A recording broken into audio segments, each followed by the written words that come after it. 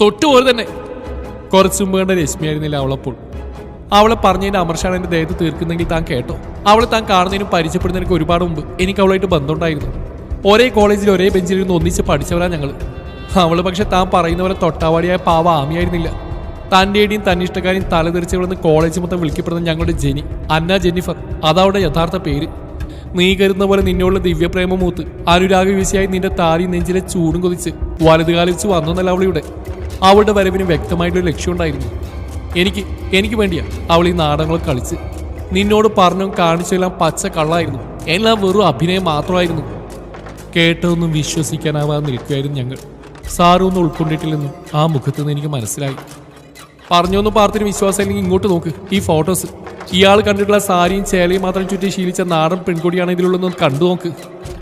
Rashmi ഉയർത്തിപ്പിടിച്ച mobile സ്ക്രീനിൽ മാറി മാറി വന്ന ആമിയുടെ അർത്ഥനഗ്നമായ ചിത്രങ്ങൾ അവളുടെ വാദത്തെ 100% ശരിവെക്കുന്നതായിരുന്നു. ഒന്നും മിണ്ടാനാവാതെ ശില പോലെ നിൽക്കുകയായിരുന്നു സാറ്. ആ നിൽപ്പ് മറ്റാരെക്കാളും എന്നെ തകർത്ത് കളഞ്ഞു. ഇടയ്ക്കൊന്ന് ഓട്ടം നിന്നിയപ്പോൾ കണ്ണീരോടെ തളർന്നു വീഴാൻ ഭാവിച്ചു നിൽക്കുന്ന സാറിന്റെ അമ്മയെയും കണ്ടു. തന്നെ വളച്ചൊടിച്ച സർവ്വസ്വത്ത് എൻ്റെ അച്ഛൻ്റെയും പേരിലാക്കി തരാമെന്നായിരുന്നു അവളുടെ വാക്ക്. പക്ഷേ വന്നു കയറി അന്ന് തന്നെ അവൾ ആ വാക്ക് ലംഘിച്ചു. ഇനി ഒരിക്കലും ഇതൊന്നും എനിക്ക് കണി കാണാൻ പോലും കിട്ടത്തില്ലെന്നും സർവ്വസ്വത്ത് അവൾക്ക് മാത്രമാണെന്ന് അവളെന്നോട് വാദിച്ചു. അത് പറഞ്ഞ് ഞങ്ങൾ തമ്മിൽ തർക്കിച്ചു. വാക്കേറ്റം നടന്നു. അടിപിടിയായി. കൊല്ലണമെന്ന് കരുതിയതല്ല, പക്ഷെ പറ്റിപ്പോയി.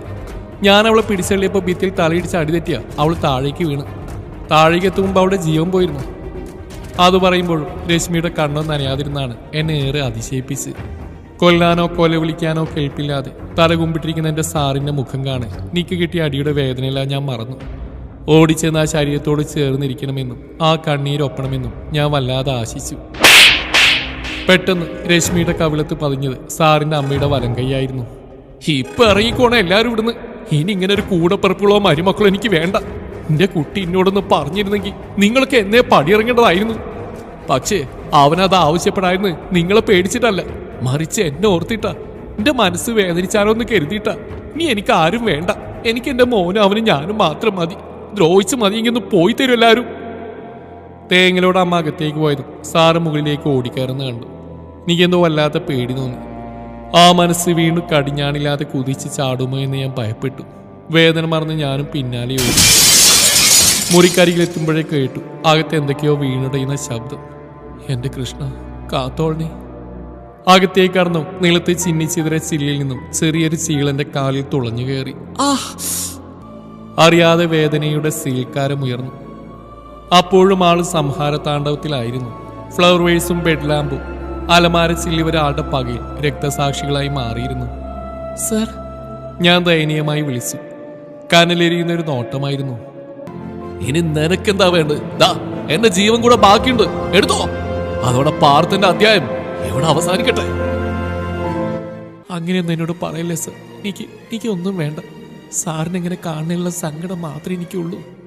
വെറുതെയാണ്, ഒക്കെ വെറുതെയാണ്. എല്ലാരും അഭിനയിക്കുക. സഹതാപം നടിച്ച്, സ്നേഹം നടിച്ച്. ആർക്കും മനസ്സ് വേണ്ട, സ്നേഹം വേണ്ട. എല്ലാവർക്കും പണം മാത്രം മതി, പണം മാത്രം. നിനക്കും അതെ.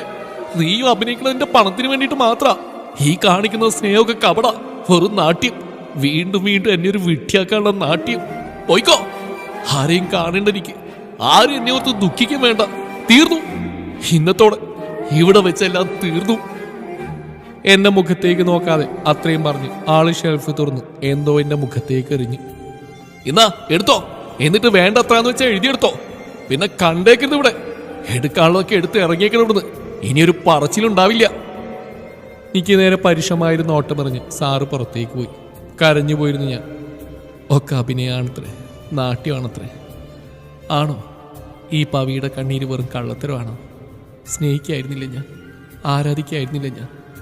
എന്നിട്ടും എന്തേ എൻ്റെ മനസ്സ് മനസ്സിലാക്കാതെ പോയി. പിടച്ചിലോടെ താഴേക്ക് ഇരുന്നു പോയി ഞാൻ. കാൽച്ചോട്ടിൽ കിടന്ന സാറ് എറിഞ്ഞെന്ന ബ്ലാങ്ക് ചെക്ക് എന്നെ പുച്ഛത്തോടെ നോക്കുമ്പോൾ ആള് പറഞ്ഞ നേരാണ്. കൊതിച്ചു വന്ന ആളുടെ പണം തന്നെയാണ്. അഭിനയിച്ചും കൂടെ നിന്നും ആ പണത്തെ മാത്രം മോഹിച്ചാണ്.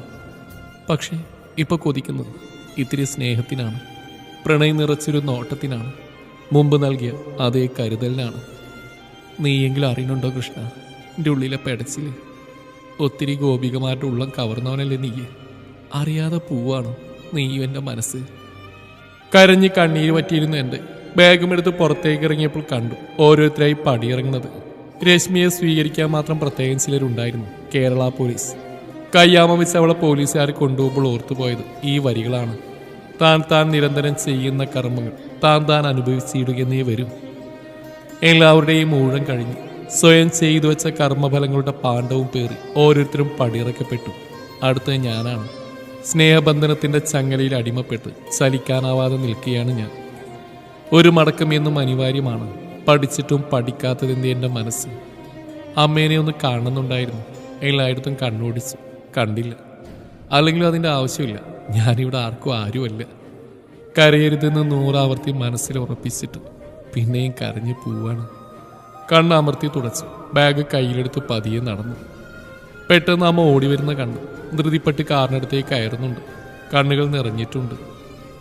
എന്താ അമ്മ പറ്റിയത്? പിന്തിരിഞ്ഞ് വ്യാകുലതയോടെ ചോദിച്ചു. പാർത്തിന് എന്തോ അപകടം പറ്റിയെന്ന് പറഞ്ഞതും ഡ്രൈവറോട് വണ്ടിയെടുക്കാൻ ആവശ്യപ്പെടുന്ന കണ്ടു. ഞാനും കൂടി പോന്നോട്ടെ, നീയൊന്ന് കണ്ടാ മതി.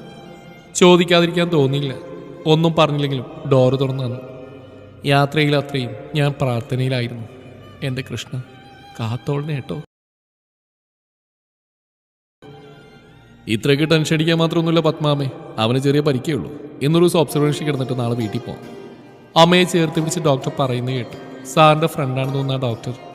ഇതിപ്പോൾ എതിരെ വന്ന വണ്ടിക്കാരനെ ശ്രദ്ധ ഒന്നുകൊണ്ട് മാത്രം, അല്ലെങ്കിൽ കാണാമായിരുന്നു. അവൻ്റെ സ്പീഡ് നമുക്കൊക്കെ അറിയാവുന്നല്ലേ. ചിരിച്ചുകൊണ്ട് പറഞ്ഞ് ഡോക്ടർ എന്നെ നോക്കി. ഈ കുട്ടി? അമ്മ ഒന്നും പറയാതെ എൻ്റെ മുഖത്തേക്ക് നോക്കി. എന്ത് മറുപടി കൊടുക്കണമെന്ന് എനിക്കും അറിയില്ലായിരുന്നു. പാർത്തൻ്റെ ഓഫീസിലെ സ്റ്റാഫാ. അമ്മ തന്നെ മറുപടി കണ്ടെത്തി. ഭാര്യ എന്ന് പറയാൻ അമ്മക്ക് മടി തോന്നിക്കാണും. മണിക്കൂറുകളുടെ ഇരിപ്പ് തുടർന്നു. ഇടയ്ക്ക് അമ്മ ഉള്ളിൽ കയറി മകനെ കണ്ടു. ഞാൻ ഡോറിൻ്റെ ഇത്തിരി വട്ടത്തിലൂടെ ഇടയ്ക്കിടെ ഉള്ളിലേക്ക് നോക്കി. ആ കിടപ്പ് കാണും തോറും എൻ്റെ മനസ്സ് മരിച്ചു. ഇത് കഴിച്ചു. അമ്മ ഒരു പൊതി എൻ്റെ നേർക്ക് നീട്ടി. എനിക്ക് വേണ്ട, വിശപ്പില്ല. അവന് വേണ്ടി ഇനി മറ്റാരും പട്ടിണി കിടക്കേണ്ട. ഇത് പിടിക്കേ. ബലമായി എൻ്റെ കയ്യിൽ പൊതി വെച്ചെന്നിട്ട് അമ്മ കുറച്ചകലെ മാറിയിരുന്നു. എൻ്റെ ചുണ്ടുകൾ വിതുമ്പി. കയ്യിലിരുന്ന പൊതിച്ചോറിലേക്ക് കണ്ണുനീർ ഒലിച്ചിറങ്ങി. അപ്പോഴും എൻ്റെ നെഞ്ചിൽ അകത്ത് കിടക്കുന്ന ആളുടെ വേദന മാത്രമേ ഉണ്ടായിരുന്നുള്ളൂ. പരസ്പരം ഒന്നും മിണ്ടാതെ ഞാനും അമ്മയും നീളം കസേരയുടെ 2 അറ്റങ്ങളിലായിരുന്നു നേരം വെളുപ്പിച്ചു. രാവിലെ ഡോക്ടർ വന്നപ്പോൾ ഡിസ്ചാർജ് എഴുതി തന്നു. എന്നെ കാണുമ്പോഴുള്ള ആളുടെ പ്രതികരണം എന്തായിരിക്കുന്നോർത്ത് എനിക്ക് പേടിയുണ്ടായിരുന്നു. നിന്റെ ജോലി കഴിഞ്ഞില്ലേ, ഇനി പോയിക്കൂടെ നിനക്ക്? അമ്മയുടെ ചോദ്യം എന്നെ അക്ഷരാർത്ഥത്തിൽ ഞെട്ടിച്ചു. അമ്മേ, ഞാൻ സാറിൻ്റെ ഈ അവസ്ഥയിൽ. അവൻ്റെ ഒരവസ്ഥയും കുട്ടിയെ ബാധിക്കണതല്ല. അവനെ കൊണ്ടുവരുന്നതിന് മുമ്പ് കുട്ടിയെ പോയിക്കോളൂ. തികഞ്ഞ ഗൗരവമായിരുന്നു ആ മുഖത്ത്. ഞാനൊന്ന് കണ്ടോട്ടെ സാറിനെ. ഒറ്റ പ്രാവശ്യം മാത്രം. പിന്നെ ഞാൻ പോയിക്കോളാം. എനിക്കൊന്ന് കണ്ടാൽ മാത്രം മതി. ഞാൻ കെഞ്ചുകയായിരുന്നു. അമ്മ ഒന്നും മിണ്ടിയില്ല. ഇനി എതിർത്താലും ഞാൻ അവിടെ നിൽക്കുമായിരുന്നു. ഇങ്ങനൊരു അവസരം നിഷേധിക്കാൻ മാത്രം ഞാൻ ചെയ്ത തെറ്റെന്താണെന്ന് ചോദിക്കുമായിരുന്നു. അപ്പോഴേക്കും സാറിന് സ്ട്രക്ചറിലെത്തിയ ഒരു നഴ്സ് ഞങ്ങളുടെ അരികിലേക്ക് വന്നു. കണ്ണുകൾ നിറഞ്ഞു. എൻ്റെ കാഴ്ച അപൂർണമായിരുന്നു. ആള് അമ്മയെ നോക്കി ചിരിക്കാൻ ശ്രമിക്കുന്നു. അമ്മ മോനെ മുഖത്ത് തഴുകയും ഉമ്മ വെക്കുന്നുമെല്ലാം ഞാൻ അല്പം മാറിന്ന് വീക്ഷിച്ചു. പിന്നെ പതിയെ അടുത്തേക്ക് ചെന്നു. എന്നെ പ്രതീക്ഷിക്കാൻ തോന്നുന്നു ആ മുഖം കാണുമ്പോൾ. ഞാനൊന്ന് ചിരിക്കാൻ ശ്രമിച്ചു. തെളിച്ചമില്ലാത്തൊരു ചിരി. പോവാൻ ഇറങ്ങിയതാ. അപ്പോഴാ വയ്യാന്ന് കേട്ടത്. വരാണ്ടിരിക്കാൻ മനസ്സനുവദിച്ചില്ല. അധികമൊന്നും പറ്റിയില്ലാലോ. സന്തോഷമായി. ഇനി പോവാ. പോണേന് മുന്നേ ഇതൊന്നും തരണമെന്നുണ്ടായിരുന്നു. ബാഗ് തുറന്ന് ആള് തന്ന ഒഴിഞ്ഞ ചെക്കെടുത്ത് തിരികെ ആ കയ്യിൽ തന്നെ വെച്ചു കൊടുത്തു. തന്നിഷ്ടം കാണിക്കാൻ തോന്നരുത്. ഇതെനിക്ക് വേണ്ട. സാറ് പറഞ്ഞ പോലെ പണത്തിന് വേണ്ടിയിട്ട് തന്നെയാണ് കൂടെ വന്നും വേഷം കെട്ടിയതൊക്കെ. പക്ഷേ അപ്പോഴെനിക്കൊരു സത്യം ഉണ്ടായിരുന്നു. ഇന്നിപ്പോൾ ഇതിൽ എത്ര വലിയ തുക എഴുതി ചേർത്താലും സാറിന് തരാൻ കഴിവുണ്ടാവും. എന്നാൽ എനിക്ക് അതിനേക്കാളൊക്കെ വലുതാ സാറിൻ്റെ ഈ മനസ്സും. കഴിയുച്ച പലപ്പോഴും ഓർത്താൽ മതി. വേറൊന്നും വേണ്ട ഈ പെണ്ണിന്. എന്നെ ശപിക്കരുത് കേട്ടോ. സാറിൻ്റെ അമ്മി.